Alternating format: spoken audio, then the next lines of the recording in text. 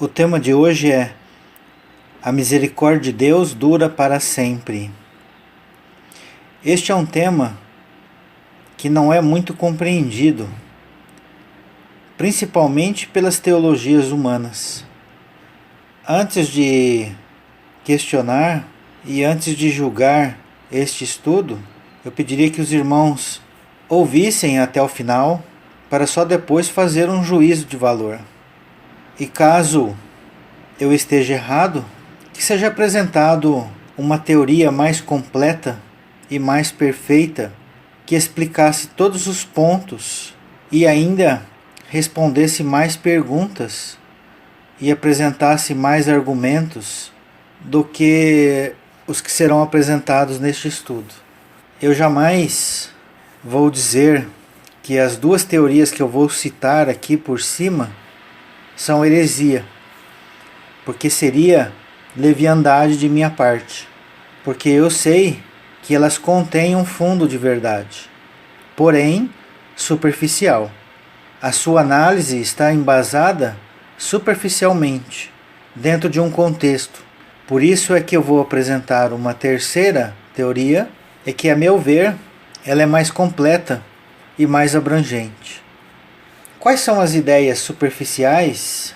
São aquelas que fazem uma análise superficial da criação de Deus e não de toda a sua totalidade, pois desconsidera toda a criação de Deus, o universo.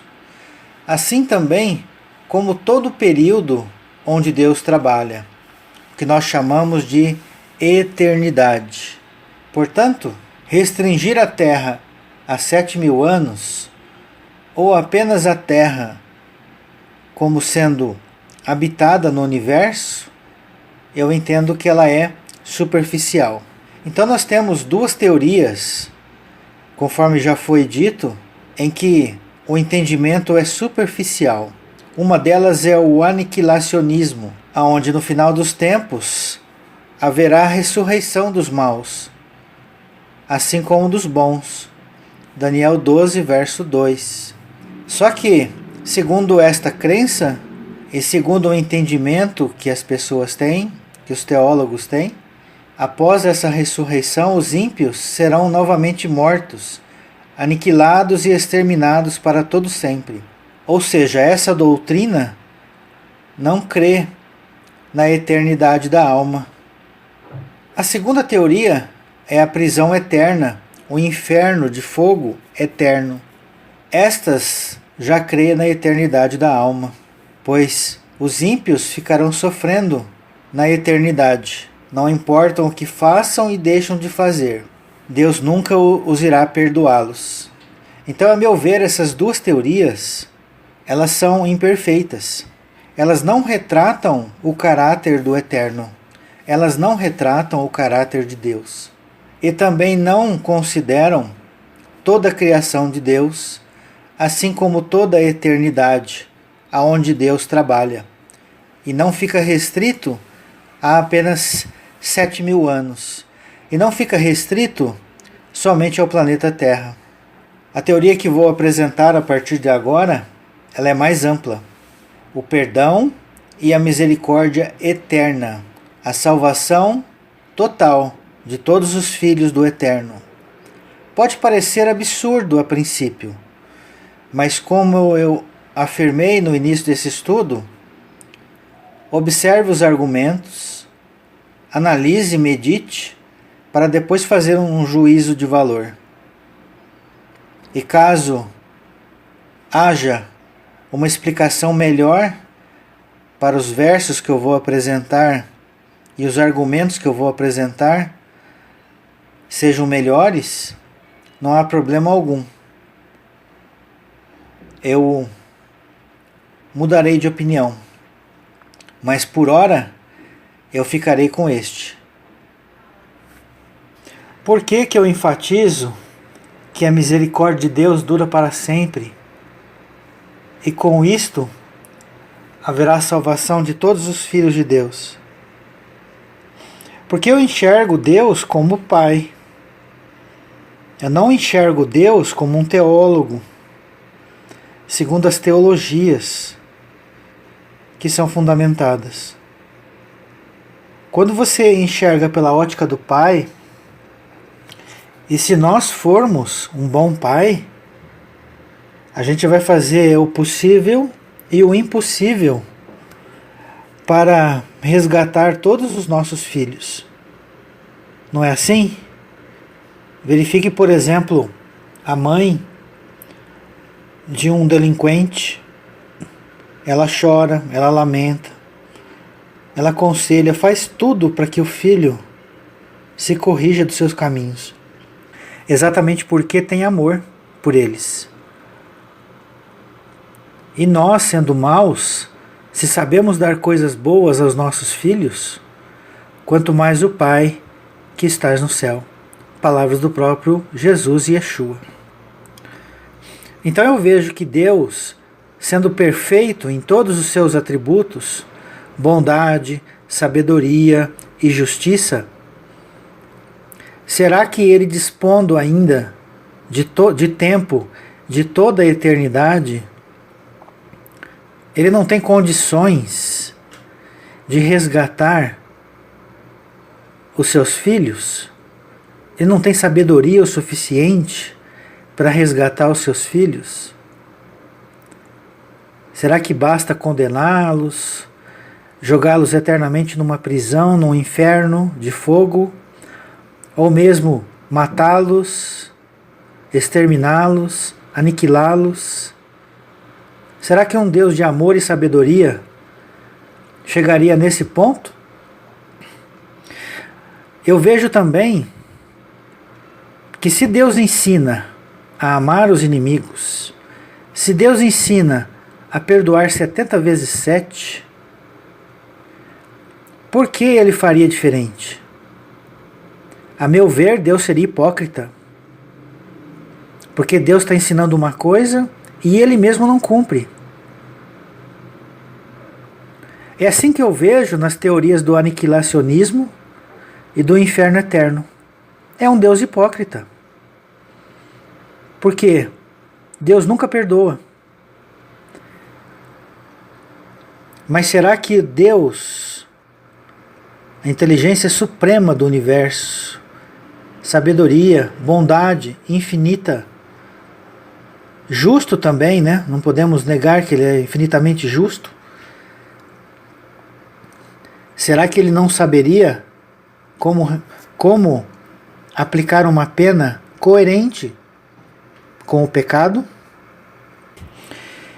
E eu vejo também que os homens que crêem no aniquilacionismo, ou mesmo no inferno eterno, no fundo, essas pessoas não perdoam pessoas que o magoaram, porque elas gostariam de ver os iníquos sofrendo eternamente. Elas gostariam de ver os iníquos sendo aniquilados eternamente. Porque se tivessem o amor de Deus, se tivessem o amor do Pai, de maneira nenhuma pensariam desta forma. Sejamos sinceros conosco mesmo. Imagine se alguém matasse o nosso filho ou a nossa filha, estuprasse a nossa filha. Será que desejaríamos do fundo do nosso coração o perdão para essa pessoa? Ou iríamos pedir para Deus jogá-lo no inferno? Ou iríamos pedir para Deus o aniquilar eternamente? O que desejaríamos para quem matasse o nosso pai e a nossa mãe? Ou mesmo que alguém nos crucificasse até a morte? O que desejaríamos para essa pessoa? Será que agiríamos como Yeshua, como Jesus? Pai, perdoa-lhes porque não sabem o que fazem. Gesto nobre. Não só nobre, gesto de alguém que é perfeito. Gesto de alguém que é chamado nas Escrituras de Deus. Agora, será mesmo que Deus não perdoa? Será que Deus é hipócrita? Será que Deus é imperfeito? Será que Deus é incapaz de curar e de restaurar qualquer ovelha? Não foi Ele que nos criou? Portanto, irmãos, eu creio sim na salvação de todos os filhos de Deus. E neste estudo, a partir de agora, eu vou apresentar os versos bíblicos no qual eu me embasei. E repito, caso haja uma teoria mais perfeita, mais justa, mais racional, mais coerente com os atributos de Deus, bondade, sabedoria e justiça, perfeita, eu seguirei essa nova teoria.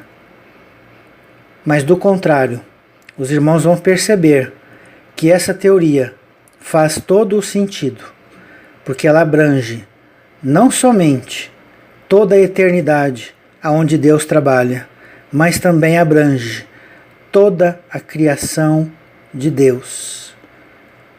Deus não fica parado a eternidade. Passou a trabalhar 7.000 anos, para depois descansar eternamente.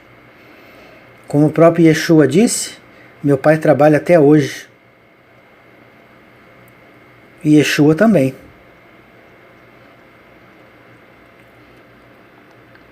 Então vamos aos pontos. Em primeiro lugar, é preciso salientar de que as traduções das Escrituras, sejam elas em inglês, português, espanhol, qualquer outra língua que não seja a língua original das Escrituras, o hebraico. Aí você vai me dizer, mas e o grego? O povo falava hebraico e aramaico. Então, a cultura, o entendimento deve ser entendido segundo a cultura judaica, segundo a própria língua judaica, o hebraico e o aramaico. Então o tradutor, ao trazer para as nossas línguas, ele usou, quer queira quer não, de preconceitos, que aliás todos nós faríamos ao traduzir qualquer texto. Nós temos preconceitos dentro de nós. Então esses tradutores tinham a sua teologia da época. Então é natural que se eles crescem que a igreja só foi fundada por Jesus, por Yeshua, em Atos capítulo 2, ele não enxerga a palavra igreja no Antigo Testamento. Assim também em relação à lei e à graça. Segundo os teólogos, segundo as teorias pré-concebidas, a lei só apareceu no Sinai, não existia antes. Mas será que não existia mesmo a lei antes do Sinai? Como explicar que Noé separou animais limpos e impuros na arca? Um par de animais impuros e 7 pares de animais puros. Como explicar as ofertas de Caim e Abel, frutos da terra e das primícias do rebanho? 2 ofertas lícitas. Abraão obedeceu às leis, os estatutos e as ordenanças de Deus. Como se ele obedeceu se a lei só foi dada no Sinai? E a graça só veio com Yeshua? Só veio com Jesus? Nós não encontramos a palavra graça no Antigo Testamento? Claro que sim. O maná que Deus enviava todos os dias, a roupa que não se gastava no deserto durante 40 anos, a coluna de fogo que protegia do frio à noite, a nuvem que protegia do calor do sol durante o dia. Enfim, só não encontra quem não tem olhos de ver.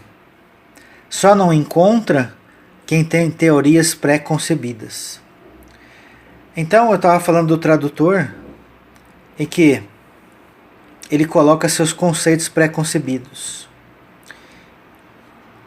E uma das palavras mal entendidas, até hoje, nas escrituras é a palavra olam no hebraico. E ela significa um longo período de tempo indeterminado, que pode ou não ser eterno. Então, o que o tradutor fez? Ele colocou vários conceitos como eterno. E que se você colocar na mesma régua, eles não batem. Por exemplo, amor, misericórdia eterna com castigo, inferno eterno. Ou você tem amor e misericórdia eterno, ou você tem castigo eterno. Misericórdia e castigo são antagônicos. Misericórdia, o próprio dicionário diz o seguinte: sentimento de dor e solidariedade com relação a alguém que sofre uma tragédia pessoal ou que caiu em desgraça. Dó, compaixão, piedade. Ato concreto de manifestação desse sentimento, como perdão, indulgência, graça, clemência. Ora, você não tem misericórdia com quem é salvo.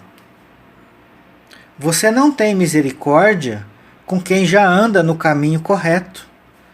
Você só tem misericórdia com aqueles que praticam atos de iniquidade. Então, como pode haver misericórdia eterna e castigo eterno? Eu vou apresentar alguns versos onde vocês vão perceber claramente que o tradutor não entendeu. Usou de teorias pré-concebidas. Não estou dizendo que ele fez de propósito. Como eu disse, todos nós o faríamos se nós tivéssemos essas teorias pré-concebidas dentro de nós. Então não é porque a teologia tradicional ensina uma coisa que ela é correta.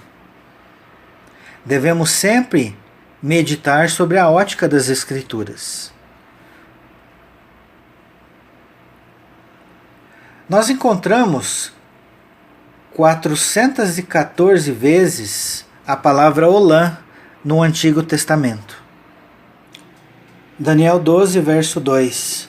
Muitos dos que dormem no pó da terra ressuscitarão, uns para a vida eterna e outros para a vergonha e horror eterno. 2 vezes a palavra olam. Aqui já vemos que o aniquilacionismo já vai encontrar um problema. Como pode ter vergonha e horror eterno? Jeremias, capítulo 51, verso 39. Estando eles esganados, prepar-lhe-eis um banquete, embrigá-lo-eis para que se regozijem e durmam sono eterno e não acordem, diz o Senhor. Palavra olam, sono eterno. Observem. Vão estar na prisão eterna, vão ser aniquilados eterno, vão estar com sono eterno. Olha como as coisas vão complicando. Isaías 51, verso 8. Porque a traça os roerá, como a um vestido, e o bicho os comerá, como a lã. Mas a minha justiça durará para sempre, olam, e a minha salvação para todas as gerações. Eclesiastes 3,14. Sei que tudo quanto Deus faz durará eternamente, olam. Nada se lhe poderá acrescentar e nada lhe tirar. e isto faz Deus para que os homens temam diante dele. Eclesiastes 1:10. Há alguma coisa de que se possa dizer, vê, isto é novo? Já não foi nos séculos que foram antes de nós? Séculos é a palavra olã. Olha aí, o tradutor colocou séculos aí. Eclesiastes 12:5. Como também quando temeres o que é alto, e te espantares no caminho, e te embranqueceres como floreste a amendoeira, e o gafanhoto te for um peso, e te perecer o apetite, porque vais à casa eterna. Olã. E os pranteadores andam rodeando pela praça. Eclesiastes 12 fala da morte do corpo físico. Então nós vamos para a casa eterna. Olã. Jeremias 7:7. Eu vos farei habitar neste lugar na terra, que dei a vossos pais, desde os tempos antigos e para sempre. Olã.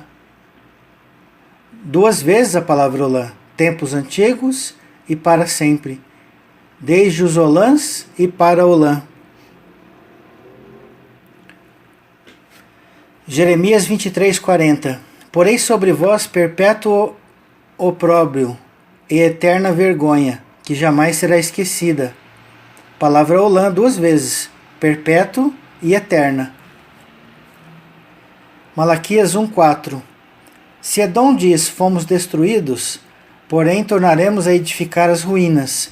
Então diz o Senhor dos Exércitos, eles edificarão, mas eu destruirei, e Edom será chamado terra da perversidade, e povo contra quem o Senhor está irado para sempre. Olã. Olha aí, ó, Deus está irado para sempre. Nunca perdoa. Olã. Então, irmãos, a gente deve analisar cada um desses versos e verificar se foi realmente traduzido corretamente. Se faz realmente sentido com os atributos do Criador. Jó 22:15. Quem segue a rota antiga, olã, que os homens iníquos pisaram? Mateus 18:8. Portanto, se a tua mão ou teu pé te faz tropeçar, corta-o e lança-o fora de ti. Melhor é entrares na vida manco ou aleijado, do que tendo 2 mãos ou 2 pés, e será lançados no fogo eterno. Fogo eterno. Faz coerência com a misericórdia eterna? Está na mesma balança? Faz parte do atributo de Deus? Será que foi colocado a palavra eterna corretamente? Mesmo estando em grego neste verso, aionios? Judas 1:7. Como Sodoma e Gomorra e as cidades circunvizinhas, que havendo-se entregado à prostituição como aqueles, seguindo após outra carne, serão postas para exemplo do fogo eterno, sofrendo punição. Fogo eterno. Marcos 3:29. Mas aqueles que blasfemar contra o Espírito Santo não têm perdão para sempre, visto que é réu de pecado eterno. Olha aí, 2 vezes, para sempre e eterno. Então esse Deus aqui, segundo o que está escrito aqui, não perdoa 70 vezes 7. Senão ele perdoaria. Será que realmente faz sentido esse texto? Será que esse texto faz sentido com outros que a gente vai ler daqui a pouco? Mateus 25:46. E irão estes para o castigo eterno, porém os justos para a vida eterna. Jeremias 31:3. De longe se me deixou ver o Senhor, dizendo, com amor eterno eu te amei. Olã, amor eterno. Por isso, com benignidade te atraí. Nós encontramos 48 versos somente com a palavra misericórdia eterna. 48 versos. Repito, o que significa misericórdia mesmo? É com justos ou é com injustos que você tem misericórdia? Salmo 100, verso 5. Porque o Senhor é bom e a sua misericórdia dura para sempre, olã, e de geração em geração a sua fidelidade. Isaías 54, 8. Num ímpeto de indignação, escondi de ti a minha face por um momento, mas com misericórdia eterna, olã, me compadeço de ti, diz o Senhor, o teu Redentor. Tiago 2, a partir do verso 12. Falai de tal maneira e de tal maneira procedei com aqueles que hão de ser julgados pela lei de liberdade. Porque o juízo é sem misericórdia, para com aqueles que usou de misericórdia. A misericórdia triunfa sobre o juízo. Ou seja, Deus está dizendo que Ele vai julgar de acordo com a lei da misericórdia. E não mais de acordo com a lei que Ele mesmo colocou. Porque o amor dele sobrepõe o juízo. Então aquele que usa de misericórdia alcançará misericórdia. Ah, mas é só na vida física. Será mesmo?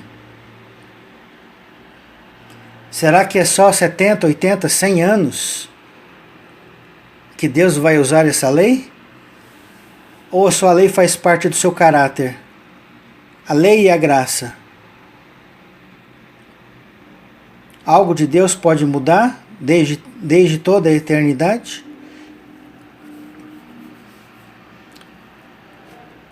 Salmo 90, verso 2. Antes que os montes nascessem e se formassem a terra, e o mundo de eternidade a eternidade, tu és Deus. 2 vezes a palavra olã. De eternidade a eternidade. No hebraico está ve-me-olã, ad-olã. Ve, e, me, de, olã, eternidade, ad, a, ou até, olã. De olã para olã.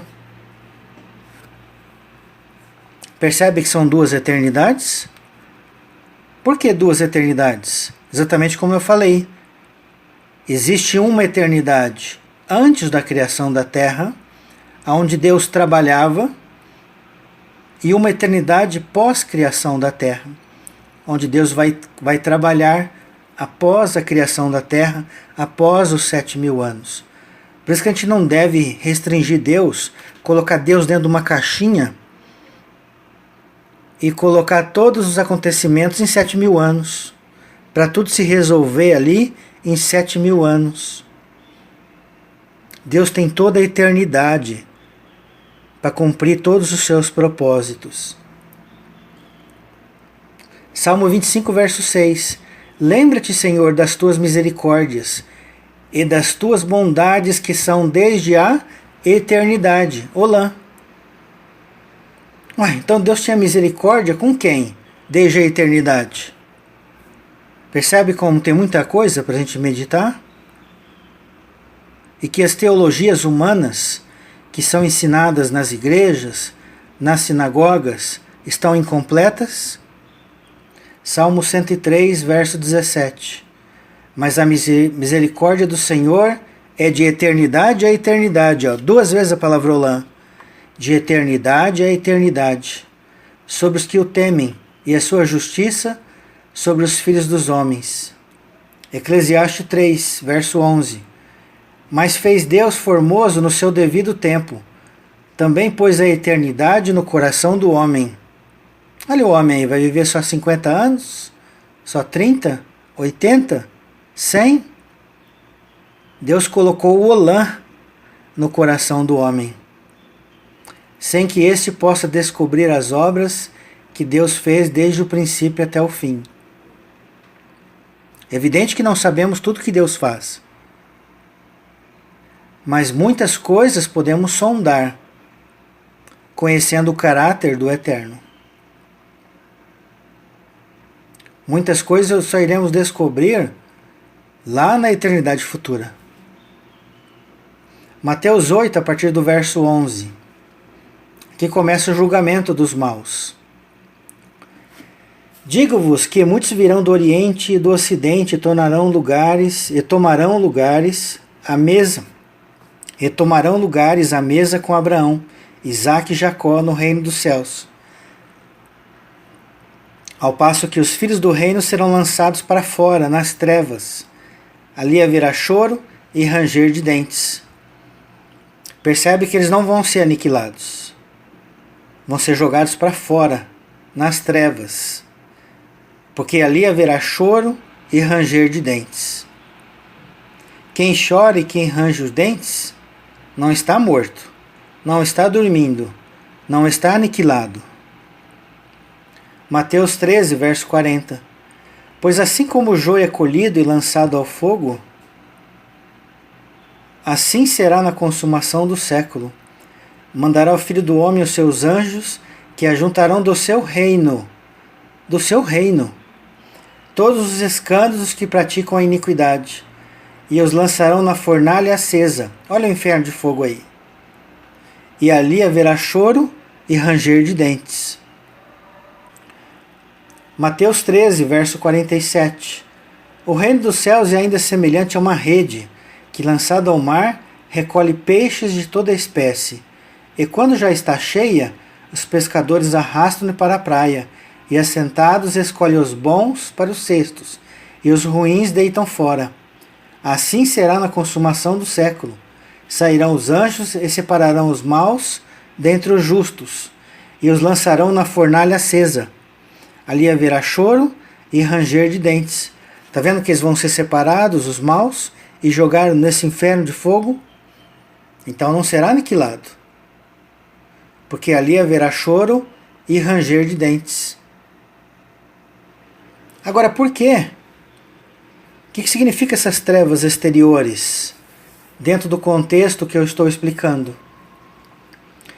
É que Deus vai eliminar do planeta Terra todos os que praticam a iniquidade. Por isso que eu disse que o aniquilacionismo e a prisão eterna, o inferno eterno, tem a sua parte de verdade, porém incompleta. Eles vão ser levados para onde? A Escritura não diz exatamente para onde. Só sei que o universo é infinito. Só sei que além do mundo visível, há um mundo invisível. Deus o sabe para onde. Mas que será fora do planeta Terra, isto será, certamente. Mateus 22, a partir do verso 12. E perguntou-lhe: Amigo, como entraste aqui sem veste nupcial? E ele emudeceu. Então ordenou ao rei os serventes: Amarrai-o de pés e mãos, e lançai-o para fora nas trevas. Para que amarrar alguém de pés e mãos, senão para jogá-lo em uma prisão? A gente vai ver o contexto daqui a pouco. E lançai-o para fora nas trevas. Ali haverá choro e ranger de dentes. Mateus 24, a partir do 48.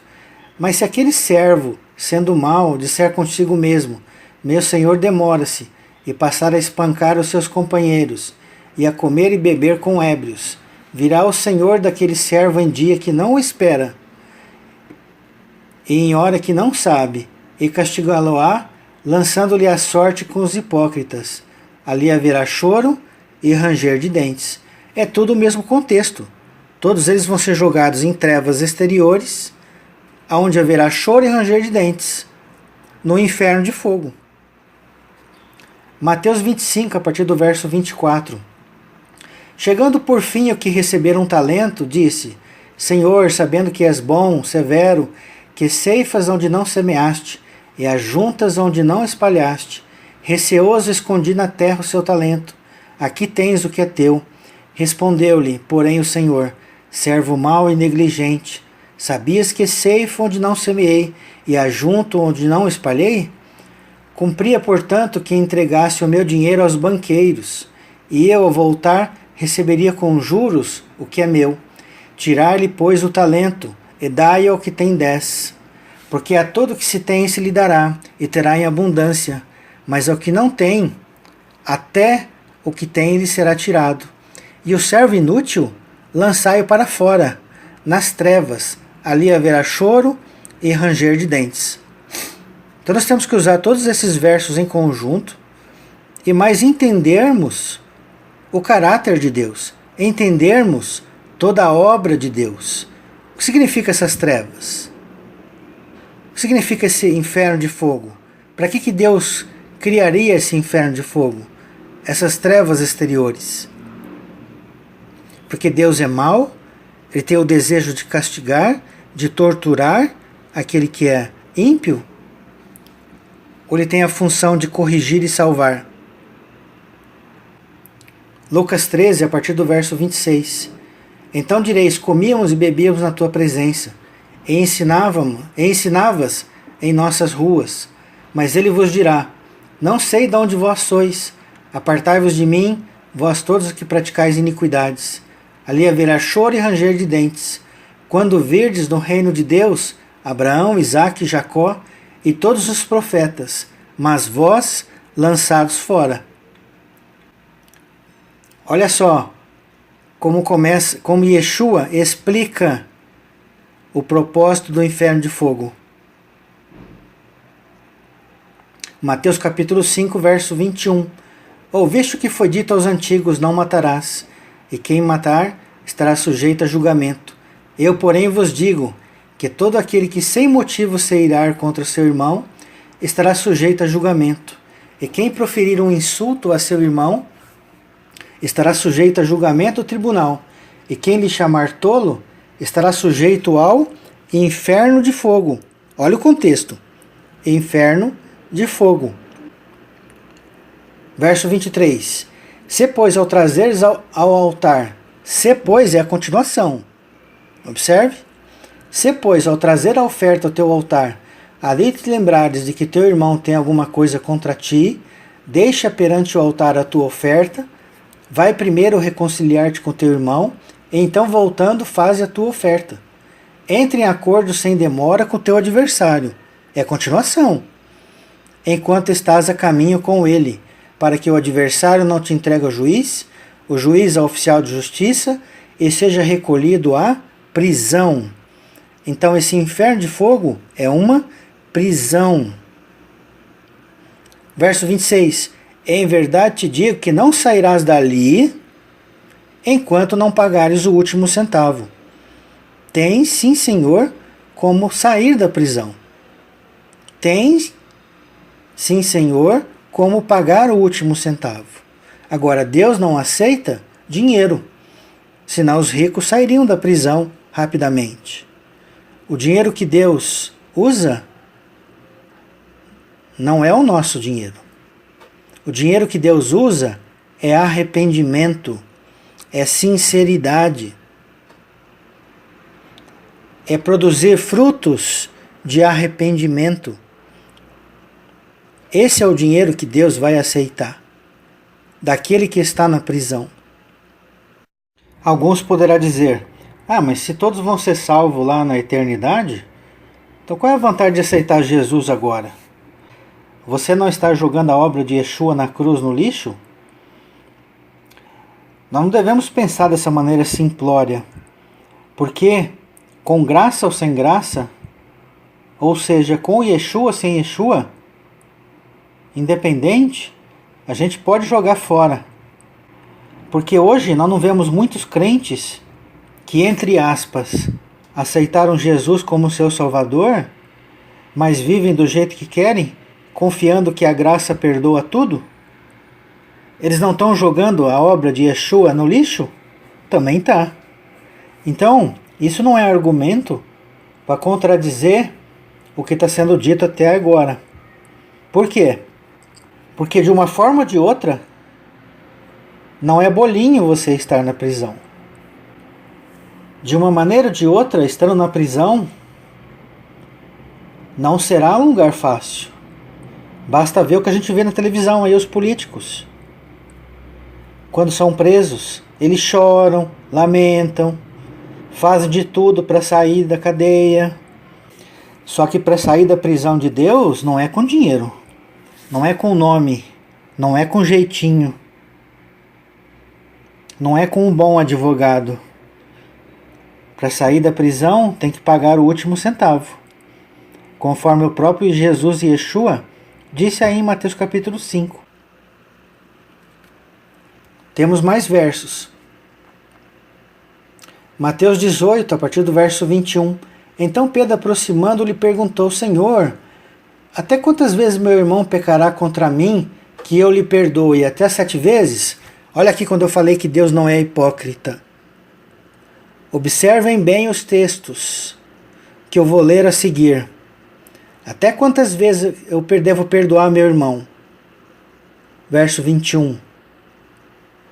Respondeu-lhe Jesus no verso 22. Não te digo que até 7 vezes, mas até 70 vezes 7. Verso 23. Olha o que ele diz na continuação. Por isso, o que significa por isso? A continuação do anterior. Por isso, o reino dos céus é semelhante a um rei que resolveu ajustar contas com os seus servos. Olha aí. Contas de dívida. Verso 24. E passando a fazê-lo, trouxeram-lhe um que lhe devia 10.000 talentos. Não tendo ele, porém, com que pagar, ordenou o Senhor que fosse vendido ele, a mulher, os filhos, e tudo quanto possuía, e que a dívida lhe fosse paga. Então o servo, prostrando-lhe reverente, rogou: Sê paciente comigo, e tudo lhe pagarei. E o senhor daquele servo, compadecendo-se, mandou-o embora e perdoou a sua dívida. Saindo, porém, aquele servo, encontrou um dos conservos, que lhe devia 100 denários, e agarrando-o, sufocava, dizendo: Paga-me o que me deves. Então seu conservo, caindo aos pés, lhe implorava: Sê paciente comigo e te pagarei. Ele, entretanto, não quis. Indo-se, o lançou na prisão, até que saldasse a dívida. Vendo seus companheiros o que se havia passado, entristeceram-se muito, e foram relatar ao seu senhor tudo o que lhe acontecera. Então o senhor, chamando-o, lhe disse: Servo malvado, perdoei-lhe aquela dívida toda porque me suplicaste.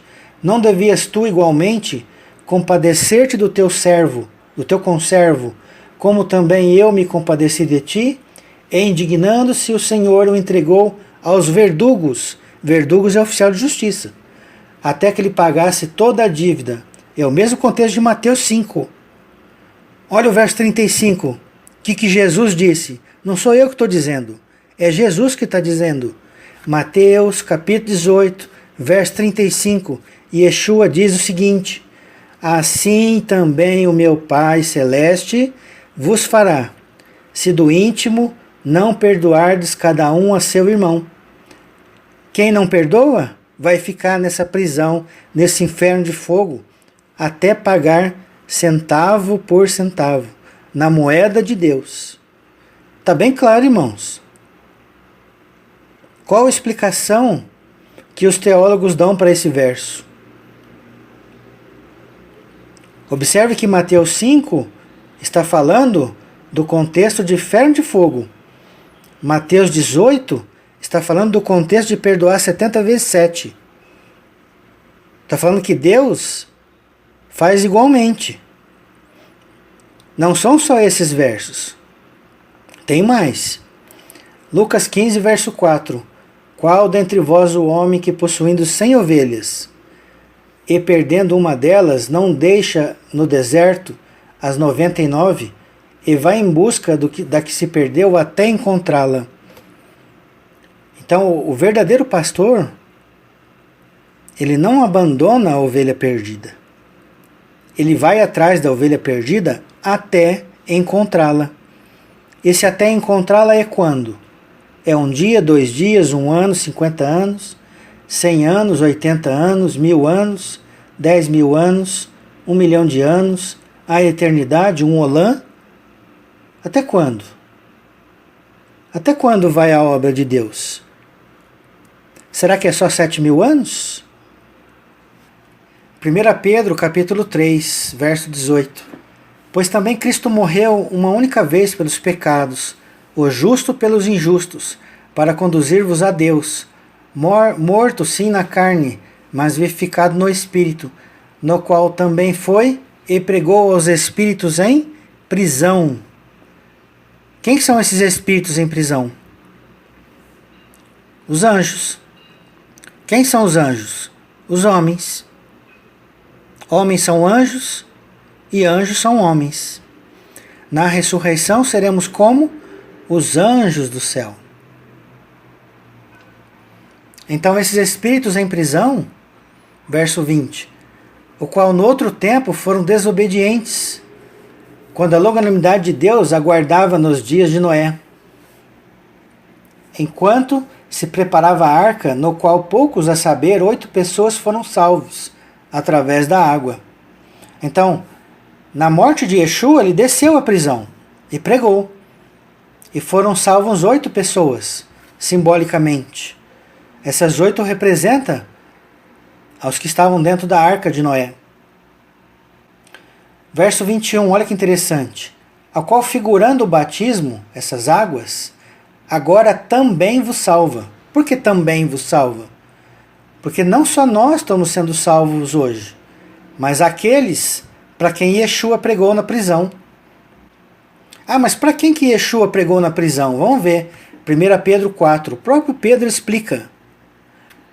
Por isso, difamando-vos, estranho que não concorrais com eles ao mesmo excesso de devassidão, os quais hão de prestar contas àquele que é competente para julgar vivos e mortos. Pois para este fim foi o evangelho pregado também a mortos. Por que o evangelho foi pregado também a mortos? O evangelho não se prega para a pessoa morta? Por que também a mortos? Para que, mesmo julgados na carne, segundo os homens, vivam no espírito do segundo Deus. Essa palavra mortos no grego é a palavra necros. E necros não significa apenas morto figurativamente, mas também os mortos na carne, aqueles que desceram à sepultura. Então o evangelho foi pregado também a mortos, carnais e mortos espirituais. Ah, mas Jesus não desceu ao inferno. Vamos ver se não desceu. Efésios 4, a partir do verso 8. Por isso, quando ele subiu às alturas, levou cativo o cativeiro e concedeu dons aos homens. Ora, que quer dizer subiu, senão que também havia descido até as regiões inferiores da terra? Aquele que desceu é também o mesmo que subiu acima de todos os céus, para encher todas as coisas. Então percebe no verso 9 que ele desceu às regiões inferiores da terra. Isaías 55, verso 7. Olha o que Deus diz. Deixe o perverso o seu caminho. Deixe ele. Olha só. O iníquo seus pensamentos. Converta-se ao Senhor, que se compadecerá dele. E volte para o nosso Deus, porque é rico em perdoar. Olha aí como nós temos que conhecer o nosso Deus. Deus é rico em perdoar. Então é por isso deixar o iníquo os seus pensamentos e os seus caminhos, que Deus cuidará dele. Isaías 57, verso 16. Pois não contenderei para sempre. Olá. Contenderei para sempre. Olá. Nem me indignarei continuamente, porque do contrário, o Espírito definharia diante de mim, e o fôlego de vida que eu criei. Então Deus vai se contender para sempre? Salmo 103, 9. Não repreendes perpetuamente, nem conserva para sempre a sua ira. Olá. Miqueias 7, verso 18. Quem, ó Deus, é semelhante a ti, que perdoas a iniquidade e te esqueces da transgressão do restante da tua herança? O Senhor não retém a sua ira para sempre, porque tem prazer na misericórdia. O Senhor não retém a sua ira para sempre. Olã. Salmo 136. Temos aqui 26 versos, onde todos os versos Deus repete: a sua misericórdia dura para sempre. Olã. Misericórdia para com quem? Com justos ou com injustos? E eu termino com Mateus 5, a partir do verso 43. Ouviste o que foi dito, amarás o teu próximo e odiarás o teu inimigo. Eu, porém, vos digo, amai os vossos inimigos e orai por que vos perseguem. Vamos ver se Deus é hipócrita. Vamos ver. Palavras de Yeshua, de Jesus. Repito, eu, porém, vos digo, amai os vossos inimigos e orai pelos que vos perseguem, para que vos torneis filhos do vosso Pai, porque ele faz nascer o seu sol sobre maus e bons, e vira chuva sobre justos e injustos. Sol literal, chuva literal. Sol espiritual, chuva espiritual.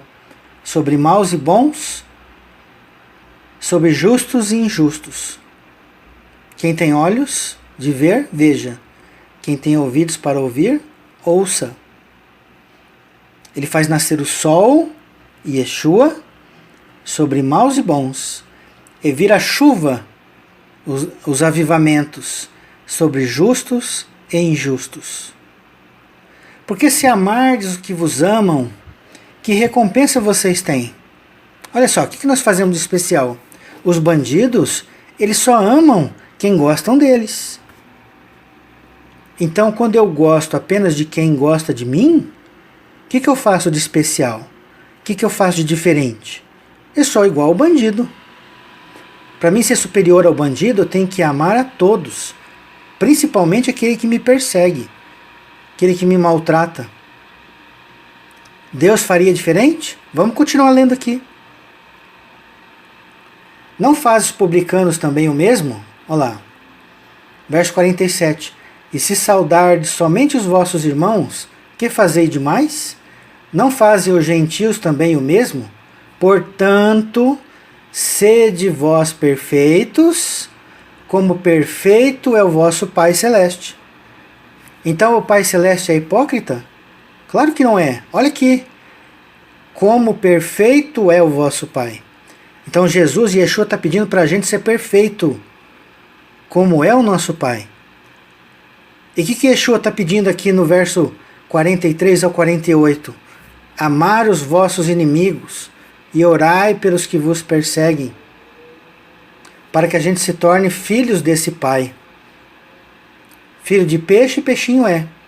Quer ser filho de Deus? Faça como o Pai, que perdoa 70 vezes 7, que ama até o inimigo. Aí eu pergunto para os irmãos, esse Deus que perdoa e ama os inimigos vai aniquilar para sempre os maus? Vai deixar na prisão, no inferno de fogo, os maus para sempre? Vai deixar na prisão até que pague o último centavo? Não é isso que está lá em Mateus 5 e Mateus 18? Palavra de Jesus. Não é qualquer um que está dizendo, não. É Jesus que está dizendo. Então não é à toa que Jesus e Yeshua contou aquela parábola do filho pródigo. E que o filho mais velho, quando vê o filho mais novo voltar para casa, fala assim, mas até hoje eu te servi e você perdoou o filho mais novo que gastou a tua herança? Agora, esse filho mais novo é apenas para as pessoas que estão vivas? Elas não contam para quem já morreu? Morreu, acabou? Morreu, está debaixo do túmulo, sem vida, dormindo? Esse é a imagem e semelhança de Deus que foi criado? Então muitos de nós somos esse filho mais velho. Então a gente vê o Hitler, esse daí não merece perdão não, olha o que ele fez.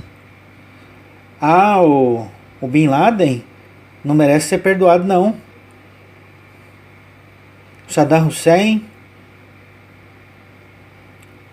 o assassino. Mas lembre-se do que Yeshua disse na cruz. Pai, perdoa-lhes porque eles não sabem o que fazem. Será que o Pai vai perdoar? Será que o caráter do Pai é de amor e misericórdia? Eu espero, irmãos, que vocês tenham entendido tudo aquilo que eu quis passar neste estudo. Então, irmãos, esse é meu modo de pensar, segundo as Escrituras. Estou errado? Apresente um contra-argumento que explica todos esses pontos. Será que ainda tem pessoas que crêem no inferno eterno? Será que ainda tem pessoas que crêem no aniquilacionismo eterno? Sede vós perfeitos, como perfeito é o vosso Pai Celeste. Quem tem ouvidos para ouvir, ouça. Um abraço a todos e shalom, shalom.